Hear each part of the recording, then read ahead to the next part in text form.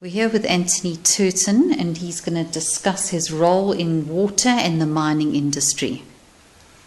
The simple reality is that South Africa is a mining-based economy.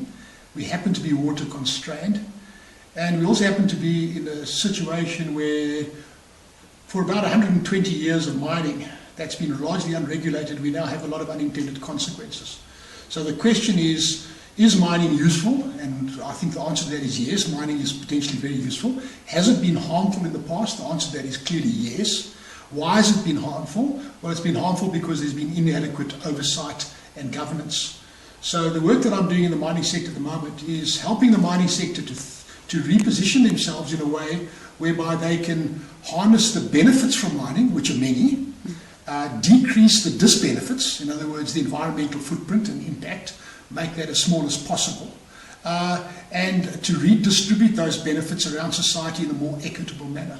So that's pretty much what it is. It's about understanding how to reinvent a business case that doesn't kill the business case, that enables you to still raise capital in mining, but in areas that are water constrained and in many cases environmentally sensitive, and also in some cases for some of my clients in spaces that are culturally extremely significant.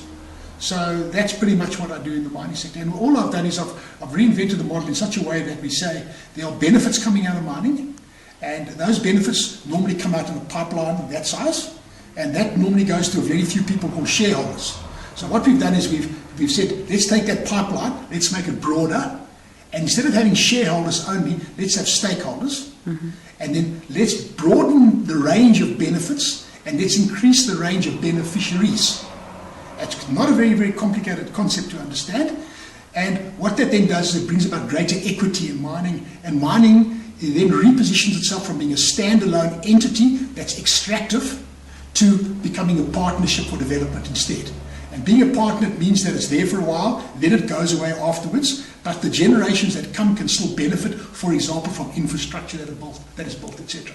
On the disbenefit side, the environmental legacy part, the acid mine drainage, all that kind of stuff, what we do then now is we reduce that by means of modern technology.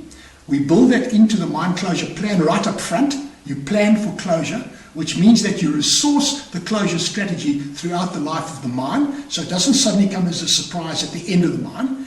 And you then basically bring about technology, capital, and oversight, in other words, governance. You bring those three things together, and that plans your entire mine for the life of mine, plus the closure at that period of time. So therefore we can reduce the negative impacts and increase the positive impacts. And that in a nutshell is the work that I do in the mining sector.